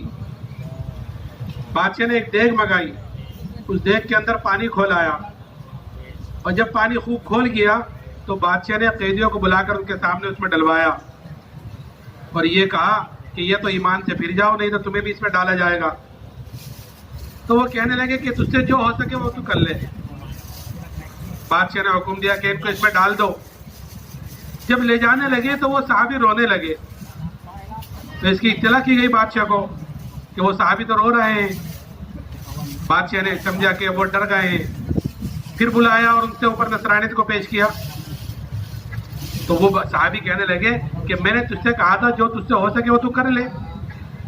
कैसे फिर रो क्यों रहे थे? कि मैं तो इसलिए रो रहा था कि मेरे बदन के अंदर एक ही जान है, वो जान इस देग में डाली जाएगी, खत्म हो जाएगी। मैं तो इसलिए रो रहा था, काश मेरे रुए में जान होती और मेरे बदन के अंदर 100 जानें होती, और वो सारी की सारी जानें आज इस देग में डाली जाती, वो सारी की सारी जानें मैं अल्लाह के नाम पर कुर्बान करता। कल क़यामत के दिन अल्लाह पूछता, ए हुज़ाफा दुनिया से क्या लाया? तो मैं कहता, अल्लाह जितनी तूने मुझे जाने दी थी मैं सब तेरे नाम पर कुर्बान कर कर आया हूँ। दोस्तों बुजुर्गों, ये जज्बा बनता है दावत से। کہ جب آدمی اللہ سے ہونے کو بولتا ہے، سنتا ہے، سوچتا ہے، تو پھر جان مال اللہ کے نام پر لگانے کا اندر جذبہ پیدا ہوتا ہے. جیسے صحابہ کرام رضی اللہ عنہ اجمعین کے اندر کہ جان مال اللہ کے نام پر لگانے کا جذبہ اندر پیدا ہوا ہے. Hadirin yang dimuliakan Allah Subhanahu wa taala, begitu juga kisah Abdullah bin Hudzafah tatkala ditawarkan untuk tinggalkan agamanya, kalau tidak diazab, dimasukkan ke dalam luapan air panas yang sudah disiapkan. Hadirin, diberikan kesempatan untuk berpikir, tetapi Abdullah bin Hudzafah, hadirin, meneteskan air mata. Pemandangan itu dilihat oleh para pengawal-pengawal raja dan diberitahu kepada raja bahwa sahabat Rasul ini sudah mulai ketakutan, disuruh meneteskan air mata. Maka dipanggil, bagaimana saudara, siap tidak kamu tinggalkan agama? Tatkala air panas sudah disiapkan di depan matanya, maka sahabat tadi menjawab, Abdullah bin Hudzafah menjawab, wahai raja, saya bukannya takut badan saya ini dimasukkan ke dalam luapan api yang panas ini, air yang panas ini. Bagi saya itu tidak ada apa-apanya. Terus kenapa kamu menangis? Saya menangis karena kesempatan yang berharga ini. Saya hanya bisa korbankan nyawa saya sekali saja, karena nyawa Allah kasih saya satu. Jadi saya berangan-angan, seandainya nyawa yang Allah berikan kepada saya sebanyak bilangan bulu-bulu dan rambut-rambut dalam tubuhku, akan aku penuh bangga dan kebahagiaan mengorbankan satu persatu nyawa itu karena Allah Subhanahu wa taala. Ini pun satu lagi, hadirin, kemuliaan daripada hakikat iman. Bahwa hakikat iman kalau sudah kita dapati, hadirin, jazbah kita, jangankan korbankan harta dan diri, nyawa pun kita siap kita korbankan, hadirin. Kan ada kesiapan dalam diri kita dengan berkat dakwah ini. Kerja dakwah dan tabligh inilah akan membentuk jazbah dalam diri kita, siap korbankan nyawa demi tegaknya agama Allah Subhanahu wa taala. जब हमारा ईमान बनेगा, अंदर का यकीन बनेगा, तो फिर बदन से निकलने वाले अमाल भी सही होंगे. जैसे मैंने कहा था कि बदन से निकलने वाले अमाल की खराबी अंदर की यकीन की खराबी की वजह से है. सहाबा कराम रज़ी अल्लाह अन्हुम अजमईन फरमाते हैं कि तअल्लमना ईमान सुम्मा तअल्लमना कुरान, कि पहले हमने ईमान को सीखा है, ईमान को बनाया है. सुम्मा तअल्लमना कुरान, फिर कुरान को सीखा. कुरान यानी शरीयत, दीन. कि जब ईमान बन गया तो फिर दीन पर चलना आसान हुआ. फिर दीन पर चलने में कोई रुकावट आई तो उस रुकावट को भी आप बर्दाश्त करना और उस रुकावट को हटाना भी, इसलिए कि दीन पर चलने में रुकावटें आती हैं. दीन पर चलने में रुकावटें आती हैं, तो जिसका ईमान बना हुआ होगा तो वो उस रुकावट को आसानी से हटा लेगा. और अगर ईमान बना हुआ ना होगा तो फिर वो रुकावट दीन में चलने में परेशानी पैदा करेगी. एक मर्तबा रुकावट कहाँ आती है? एक जगह ख्वाहिश आती है, एक जगह हुक्म आता है कि एक हुक्म है, एक ख्वाहिश है. अब अगर ईमान बना हुआ होगा तो आदमी हुक्म को पूरा करेगा, ख्वाहिश को कुर्बान करेगा. और अगर अंदर का यकीन बना हुआ ना होगा तो आदमी ख्वाहिश को पूरा करेगा और हुक्म को कुर्बान करेगा. एक मर्तबा सहाबा इकराम रज़ी अल्लाह अन्हुम अजमईन के ज़माने में जब शराब हलाल थी, शराब का दौर चल रहा था, एक साथी के घर पर, एक साहबी के घर पर. और शराब कैसी चीज़ है कि हर नशे वाली चीज़ बड़ी मुश्किल से छूटती है. तो दौर चल रहा था. इसी दौर के दौरान में कान में आवाज़ पड़ी कि शराब हराम कर दी गई है. अब एक तरफ हुक्म आया है, एक तरफ ख्वाहिश है कि जी चाह रहा है शराब पीने को, और हुक्म आया है कि हराम कर दी गई है. जो आता है कि जिसके हाथ में थी उसके होंठों तक नहीं पहुंची, और जिसके होंठों तक पहुंच गई थी हलक से नीचे नहीं उतरी. जितनी घड़ों में शराब भरी हुई थी सारी की सारी शराब उठाकर फोड़ दी थी. उस वक्त मदीने में शराब ही शराब बह रही थी कि हुक्म आ गया. तो क्योंकि यकीन बना हुआ था इसलिए उसे हुक्म को पूरा करना आसान हो गया. दोस्तों बुजुर्गों, हमें भी सबसे पहले अपने अंदर के यकीन को बदलना है इस दावत के जरिए से. ये दावत तबलीग वाला काम, ये इज्तिमाआत, ये अल्लाह के रास्ते में निकलना, ये इसीलिए है ताकि हमारे अंदर अपने दीन की कमजोरी का एहसास पैदा हो, हमारे अंदर अपने ईमान की कमजोरी का एहसास पैदा हो. आदमी के अंदर जब किसी चीज़ का एहसास पैदा हो जाता है तो फिर किसी को कहने सुनने की ज़रूरत नहीं होती, आदमी खुद ही उसकी फिक्र में लगता है. जैसे सहाबा इकराम रज़ी अल्लाह अन्हुम अजमईन के अंदर ये एहसास था तो छोटी छोटी बातों पर अपने मुनाफिक होने का डर पैदा होता था, कि अपने ईमान की कमजोरी का एहसास पैदा होता था, अपने मुनाफिक होने का डर पैदा हो जाता था कि आदमी के अंदर जब किसी चीज का एहसास हो जाता है तो आदमी खुद ही उसकी फिक्र करता है। तो ये इज्तिमाअत का होना ये इसीलिए है ताकि हमारे अंदर अपने ईमान की कमजोरी का, अपने दीन की कमजोरी का एहसास पैदा हो। Sebelumnya hadirin, beliau katakan juga kepada kita bahwasanya sahabat radhiyallahu anhum ajma'in, mereka datang dalam kehidupan mereka ahwal, dan datang juga ahwal itu dalam kehidupan kita. Namanya kehidupan ini datang keadaan berbalik-balik, tidak semuanya keadaan yang enak, datang keadaan yang tidak enak, tidak selamanya kita untung, datang kerugian. Nah, bagaimana kita menyikapi keadaan ini aja? Halat yang datang itu datang dari Allah Subhanahu wa taala untuk menjadi asbab rujuknya kita kepada Allah Subhanahu wa taala.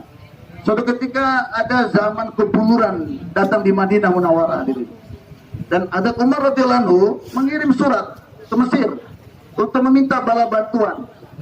Bantuan dikirim begitu banyak, Pak. Sembako dikirim demikian banyaknya. Jika kafilah yang pertama di Madinah, kafilah yang terakhir di Mesir. Begitu panjangnya kafilah seperti itu mampu dikirim. Tetapi hadirin, keadaan tidak berubah.